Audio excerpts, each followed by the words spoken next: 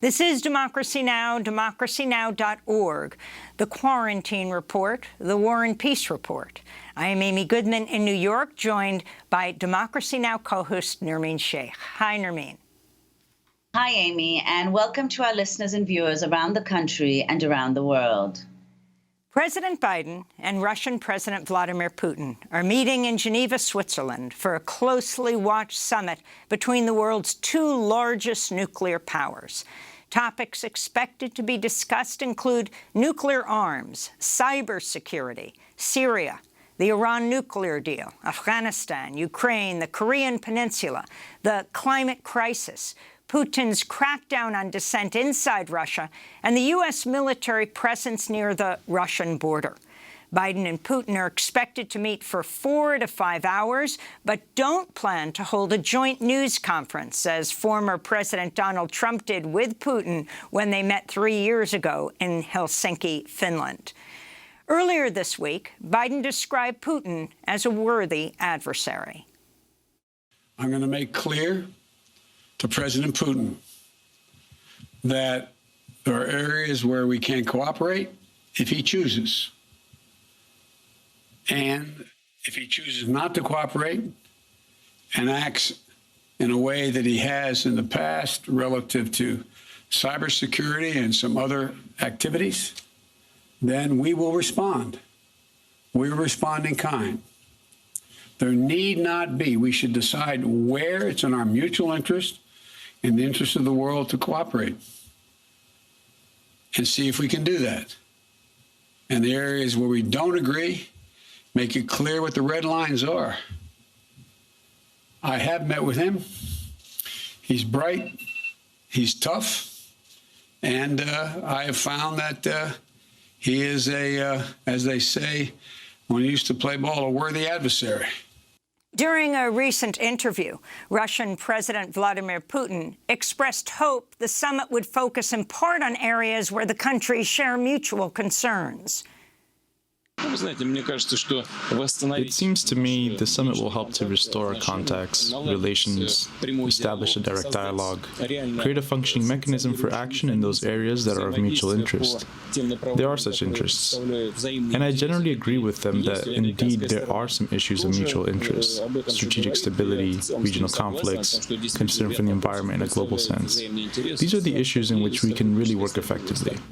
Ahead of the summit, Presidents Biden and Putin have faced calls to restart nuclear arms talks. This is Beatrice Fien, head of the Nobel Peace Prize-winning ICAN, the international campaign to abolish nuclear weapons. Well, these two countries, I mean, they hold over the 90% of the world's arsenals. So these two individuals basically have the ability to end the world as we know it. And unfortunately, we've seen a huge deterioration in the relationship between these two countries in the last 10 years. Since Obama and Medvedev negotiated the New START treaty, things have not improved after that. It's been lots of withdrawals from bilateral agreements, hostile rhetoric. We've seen a huge modernization and upgrades of nuclear programs, new types of nuclear weapons, new missions, and an increase of the kind of role of nuclear weapons in these two countries' security policies.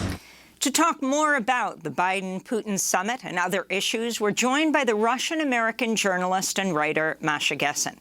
Masha is a staff writer at The New Yorker and the award-winning author of numerous books, including The Man Without a Face, The Unlikely Rise of Vladimir Putin, The Future is History, How Totalitarianism Reclaimed Russia, and most recently, Surviving Autocracy, which has just come out in paperback. Masha joins us from Tbilisi, the capital of the country of Georgia. Welcome back to Democracy Now!, Masha. Why don't we start off by you talking about the significance of this summit, Vladimir Putin and Joe Biden meeting in Geneva, Switzerland. We are speaking as they have just sat down. Thank you, Amy. It's good to be here. I think that this is an event that's more significant for Vladimir Putin. The very fact of the summit, the fact that Biden is, that Biden called him a worthy adversary, that he called him bright, that he's being treated as someone to sit down with and discuss the world. All of these are things that are incredibly valuable to Putin, and they are, unfortunately for him, an end in itself. Right? He accomplishes what he has come to Geneva for by simply having the summit.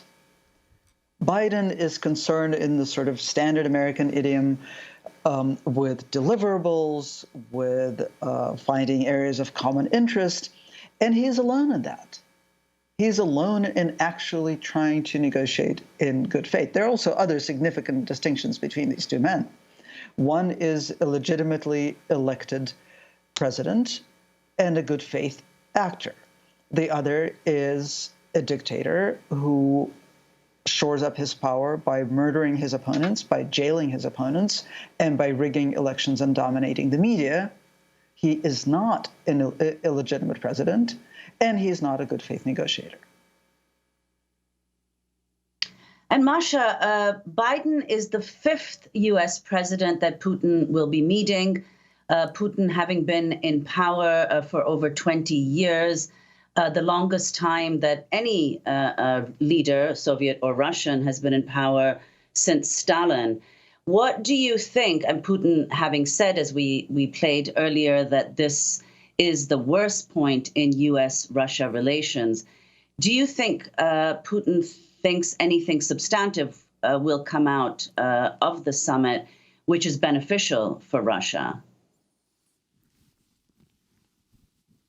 So it's a really good point that he is the 5th president, that Biden is the 5th president that Putin is meeting with. I think that these two men have very different sort of experiences of having the summit. For Biden, it is quite possibly the only summit he will ever have with Vladimir Putin.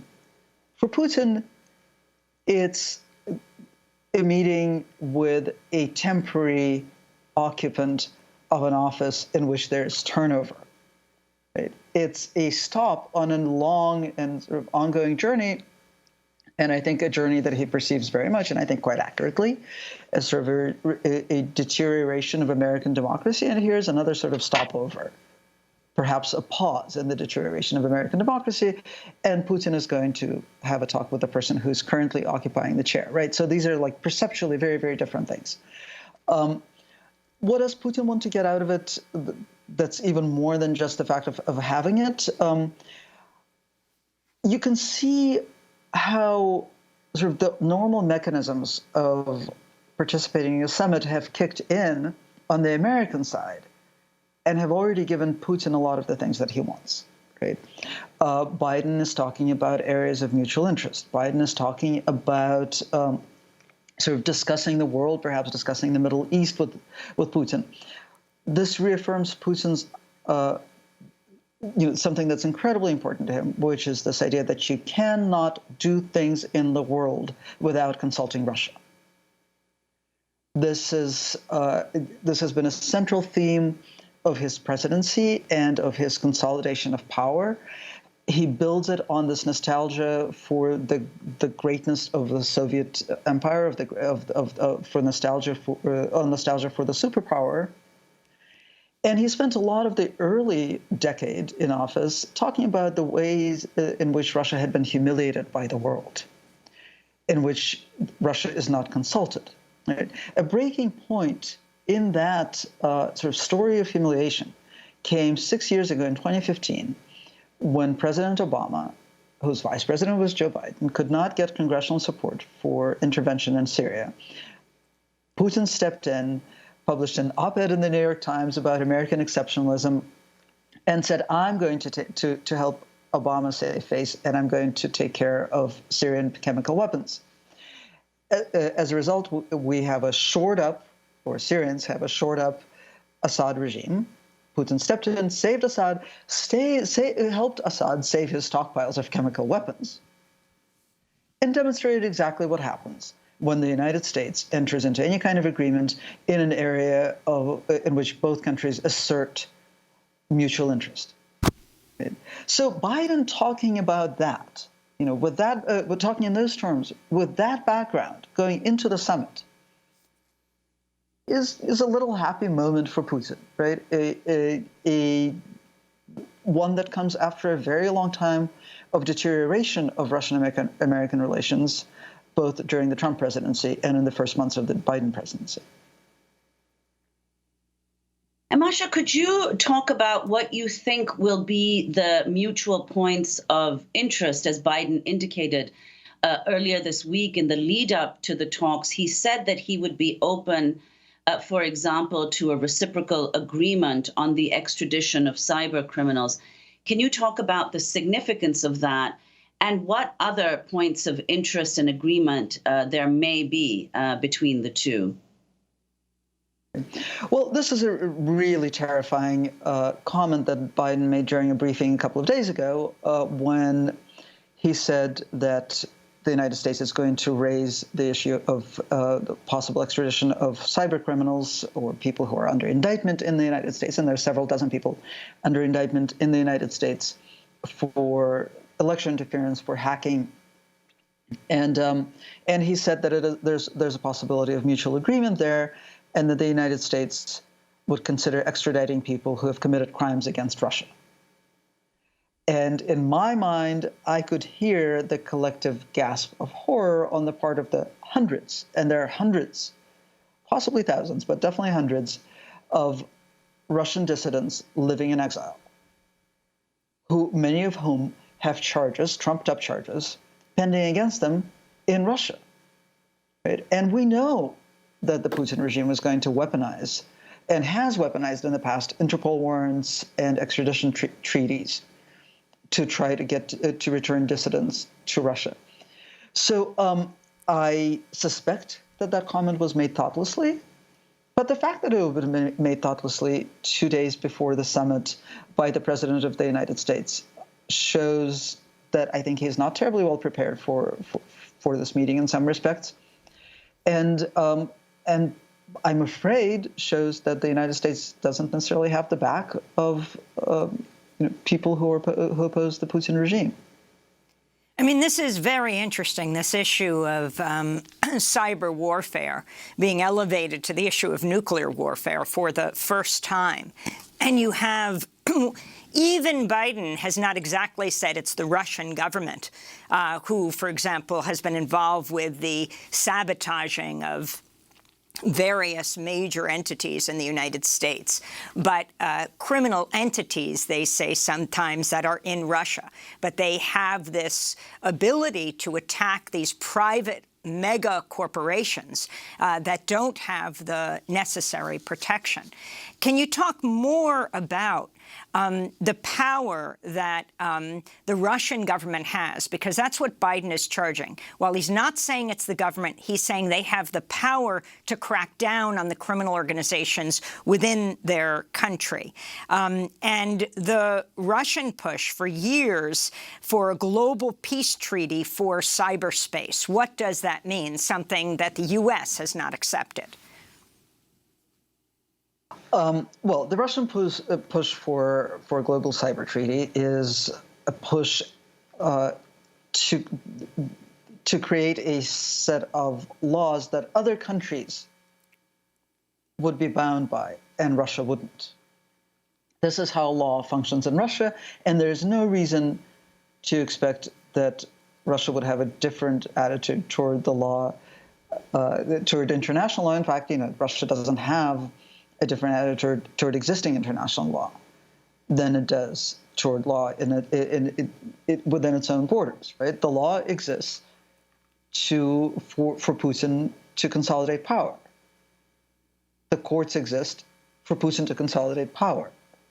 The jail exists for Putin's opponents. Right? That's how the law sort of functions in the Putinite imagination.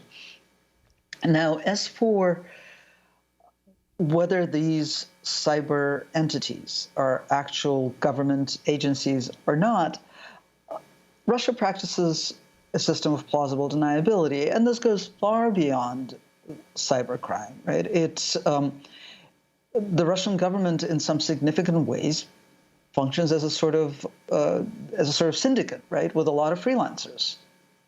I think when we learn more about political murders in Russia, we will find out that there's a lot of freelance activity going on there as well, right?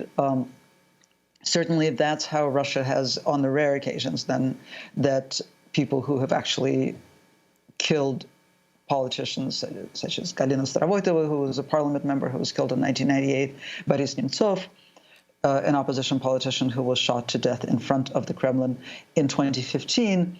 On the rare occasions that someone has actually been prosecuted, it's always been sort of a freelancer, the gunman, who will not disclose who the original, the person who made the original assassination order was, right? So I think that's, we're basically talking about a state that functions as a criminal syndicate, and that points to parts of its body and says these are not government agencies. I want to go to Alexei Navalny. A news conference after NATO summit in Brussels, President Biden's asked how U.S.-Russia relations would be affected if Kremlin critic Alexei Navalny were to die in detention. Navalny's death would be another indication that Russia has little or no intention of abiding by basic, fundamental human rights. It would be a tragedy. It would do nothing but hurt his relationships with the rest of the world, in my view, and with me. Now, Russian President Vladimir Putin was asked on NBC News by Keir Simmons, did you order Alexei Navalny's assassination? This was Putin's response.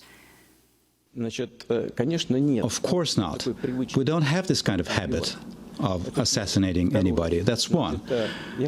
Number two is, I want to ask you, did you order the assassination of the woman who walked into the Congress and who was shot and killed by a policeman? Do you know that 450 individuals were arrested after entering the Congress, and they didn't go there to steal a laptop? They came with political demands. 450 people have been detained. You're talking about the capital. They're looking at jail time between 15 and 25 years. And they came to the Congress with political demands. Isn't that persecution for political opinions? So that is Russian President Vladimir Putin speaking on NBC News.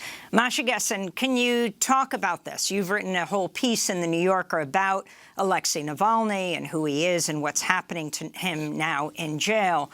But also this equation that President Putin is making with the insurrectionists that rioted at the Capitol on January 6th. I've written many pieces about Alexei Navalny over the years, look, I think that the world lasts long enough for the future to have historians. They will look at that NBC interview with Putin as a moment of just incredible shame. We know, right? And I want to go back for a second to the statement at the NATO press conference, because this is the kind of formulaic political statement that it makes people whose lives are actually at risk in Russia feel abandoned, right? So let's think about this. Biden says, if Navalny dies in prison, this is going to be another indication that Russia has no intention of abiding by human rights treaties, rules, whatever he said. Another indication?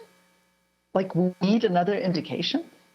After 22 years of this, Masha, we're going to break because we want to reconnect with you. We're having a little trouble with your audio and definitely get back to this question. Masha Gessen, the award-winning Russian-American journalist, staff writer at The New Yorker.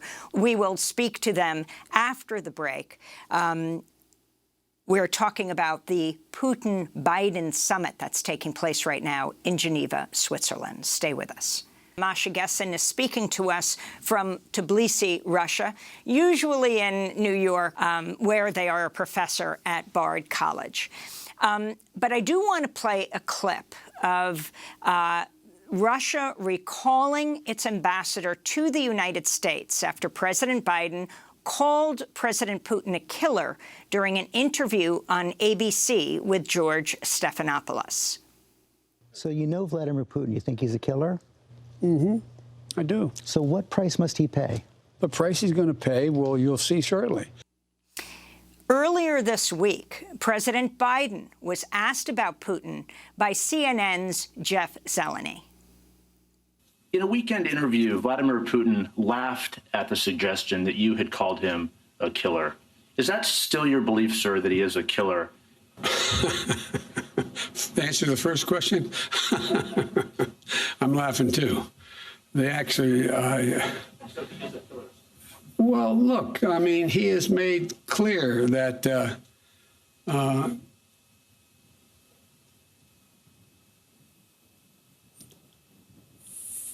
answer is, I believe he has in the past essentially acknowledged that he was, there are certain things that he would do or did do.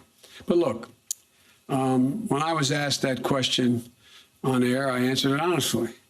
But it's not much of a, I don't think it matters a whole lot in terms of this next meeting we're about to have. So that was President Biden.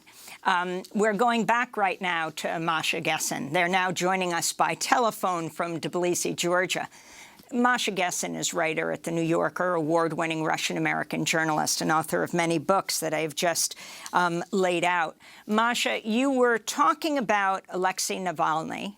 You have written extensively about Alexei Navalny, the longtime nationalist, clearly for many years anti-immigrant opposition leader in Russia. And then if you can go to this whole discussion that's really, that we just heard. That's really inaccurate. And why don't you say what you think? Yeah, that's what I really think. Look, he is he's a pro-democracy activist. He is an anti-corruption activist. He has, many years ago, he made two really videos. Since then, he has clarified his position repeatedly. He, I have absolutely no doubt that he is a sick nationalist, right? Not that, and as a nationalist anti-immigrant activist, especially right now when he is in prison and unlike it's just not right? Actually, not right. But it's a really possibly mistake to make journalistically to be him that way. We really need to be talking about a person, a pro-democracy who has survived an assassination attempt and is now struggling with an attempt to kill him slowly in prison. Can you respond to President Putin clearly saying this is an issue of this is our own issue, and this is not anything for the United States to intervene? Well, Vladimir Putin is a war Baptist, is he is a man who ordered the assassination. And we really have to think that as journalists, we're in a bind, and because he is president of Russia. But what are we doing when we're giving him access audience, to an international audience, asking this man who we know is going to lie on camera, who we know is a killer. There's ample evidence that a group of FSB, the Russian secret police officers, followed Navalny for several years and attempted to poison him, or poisoned him, attempted to kill him. Furthermore, there's ample evidence that this very same group has been following other people around and has attempted to kill other people and has succeeded in killing still other people. And we're putting this killer on national television with a journalist who's clearly unprepared to ask even a follow-up question, and setting him up to make false equivalencies and to sort of bask in the light of TV cameras and in a chance to assert once again that he has the power, among other things, the power to speak publicly about a man he ordered killed while that man is in prison. Masha, you've written... Yes, go ahead. Go ahead. No, go ahead, Masha. No, I was just going to say that, every dictator under the sun, of course, says that every, that cracking down on the opposition is a matter of their internal politics. The whole concept of human rights is based on this pretty utopian idea that people have basic rights that are guaranteed to them by the world, and that cannot be violated by a dictator who they have the misfortune to share a motherland with. And because we're Masha, having trouble with the audio, if you could explain that parallel he's making to the insurrectionists and the killing of Ashley Babbitt at the Capitol on January 6th. Well, this is classic whataboutism. This is when, and nobody is better at it than Soviet bureaucrats and former KGB agents. I think that this is a propaganda trope when everything is equal to everything else. And so he's talking about a politician who has been using peaceful tactics. The Navalny movement is really an extraordinary movement based on truth-telling and protest and nothing else. And he is comparing that to a violent, militant, armed insurrection in the U.S. Capitol that we know, again, this is well documented, had violent aims and engaged in murderous rhetoric. And all of a sudden, everything is equal to everything else. And the very fact that then we spend 10, 15 minutes trying to dissect that propaganda trope and trying to find a kernel of truth in something that is designed to obscure truth is a reason why we shouldn't be putting dictators on national television. Masha, you've been following Navalny closely for many years, and you've written also about the conditions of his imprisonment. Can you talk about what you know of the conditions under which he's being held, whether he has access to his social media accounts, how he's communicating with the outside world, and the fact that earlier this year, as you wrote about, he went on hunger strike? Are there any prospects for his release, and how is he doing? So we don't know a whole lot about how Navalny is doing, in part because access to him is getting more and more difficult. And the Russian parliament passed a whole special law banning all lawyers from bringing any electronic devices, such as phones, to their meetings with their clients in prison, specifically to prevent Navalny's lawyers from taking pictures of him or making videos or taking dictation and giving him access to his social media account. So he still gets some messages out. He can also send letters through the official censored prison mail. His wife, Yulia, was just yesterday, she was just allowed to see him illegally, in contravention to even Russian law, which is pretty awful. She has not yet been allowed to have a so-called conjugal, 3-day visit with him. She's only been allowed to have for our visits with him a couple of times. So, and which get actually cut down to a couple of hours by the time everybody is searched. So what we know about the conditions in which he is kept is that, first of all, Russian prisoners are kept in extremely poor conditions. Their death rate in Russian prison colonies, even not during a pandemic, are extremely high. Violence is extremely high. Hygiene is very poor. Food is extremely bad, in part because it is supplied by sometimes by a company owned by Putin's cook and closest ally, whom Navalny has helped expose. So health conditions for all prisoners are extremely poor. Navalny's conditions are worse than those of many other prisoners, among other things because he is tortured with sleep deprivation. So he was placed on a list of escape risk of prisoners who are considered an escape risk. And so to make sure that he is still there, he is awakened by the guards every hour during the night.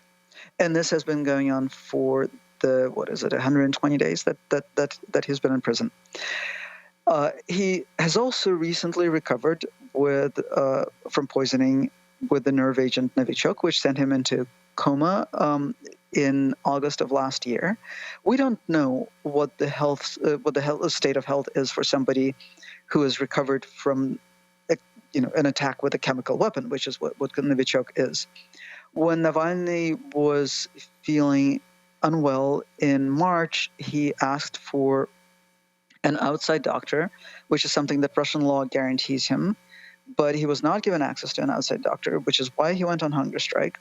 He called off his hunger strike as his health deteriorated, and he got some concessions, but not full concessions. But at least he didn't get to see his doctor, but he did get to see a doctor. Right now, we don't know a whole lot about the state of his health, but when he appeared in court a couple of days ago by video link, he looked absolutely awful. He looked skinny, he looked gaunt, he had bags under his eyes. He did not look like a person in good health by any stretch of the imagination. Well, Masha, I'd like to turn to another issue which has to do with the pandemic, but in particular, the pandemic now in Russia, which has been reporting among the highest number of caseloads a day, and where, as a result of the levels of vaccine hesitancy, which of course we see here in the US as well, but because of the levels of vaccine hesitancy in Russia, Moscow's mayor is now, much like in the US, offering all kinds of incentives for people to get vaccinated. So could you talk about this, the rise, the high number of infections now in Russia, the issue of vaccine hesitancy, and how the Putin government has dealt with administering vaccines to the population? So I think there are two things at play, and this is really fascinating. It would be really amazing if we weren't talking about human lives here. But I think the two things that are at play are a total lack of trust in the government. So even though Russia was the first country in the world to have a vaccine, and it just it skipped safety trials because the entire population is basically a population of test subjects and went directly to making the vaccine available. But lucked out, it seems that the vaccine is safe from all available information and extremely effective. And yet, Russia has one of the lowest vaccination rates now in the world, certainly of countries where the vaccine has been available for any significant amount of time. Moscow has certainly been in the position for months now where the vaccine is available just for the asking. There are no shortages, and yet people are not taking the vaccine because they don't trust the government. But I think another reason that they are not taking the vaccine is because of the general sort of culture of a lack of respect for human life, which is also characteristic of this particular government. Under Putin, human life is worthless, right? You can poison an opponent. You can poison somebody just because they seem to have insulted you personally. I mean, the news that came out recently that apparently the poet Dmitry Bykov was also the object of an attempted assassination, points to Putin probably taking sort of personal revenge because Bykov wrote an insulting poem about Putin, or several of them. And so where human life is just worthless to the authorities, it also becomes worthless to the people living in the country. And in a sense, it's a rational decision, right? If you're risking your life just by living in Russia, not just because not only because if you're a member of the opposition, but if you're just a Russian subject, but just because of the disregard for public safety in every respect, why should you take the vaccine when any number of other things could kill you?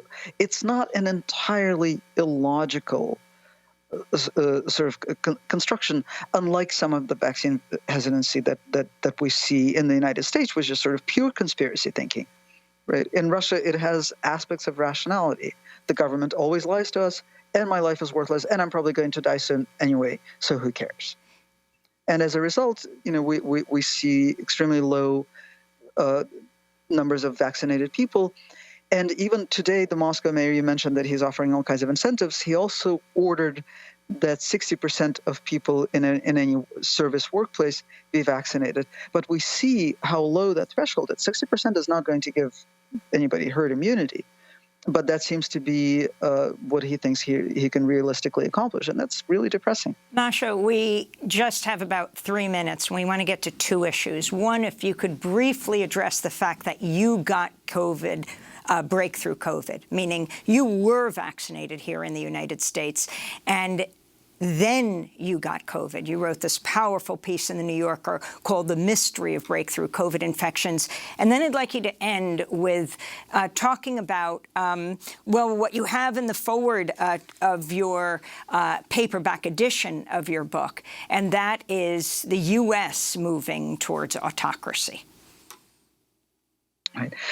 So very quickly, I did get breakthrough COVID, which is possible. It's extremely unlikely, but of course it's possible. We know that if the vaccine is 95% effective in preventing infection, some fraction of 1% of people who are fully vaccinated will get the infection. But fortunately, because I was vaccinated, or maybe because I was vaccinated, I had a mild form of the disease, so it was mostly sort of psychologically discombobulating because I thought I wouldn't get it, and I was still being quite safe, but I still got it. But I'm obviously much more interested in the subject of autocracy, and I think many people are awake to this now, to this sense that we continue to live in an incredibly divided country, where we have one party that is an anti-democratic party, and another party, the other party, is trying to act as though we're sort of back to normal. And that imaginary normalcy is, of course, incredibly seductive. But unless we deal with what happened in the last 4 years, unless we deal with the reason we got Donald Trump in the first place, unless we reckon with the part of the country that has some really crazy beliefs, and with the divided reality that we inhabit, if we think of ourselves as a we, then I think we're enjoying a very, very short respite from a slide toward autocracy. And we're going to talk more about your book, which is just out in paperback. It's called Surviving Autocracy. Masha Gessen has been our guest. We're going to bring you a part 2 at democracynow.org. Masha is speaking to us from Tbilisi, Georgia. Masha is a staff writer at the New Yorker magazine, award-winning Russian-American journalist, and has written a number of books.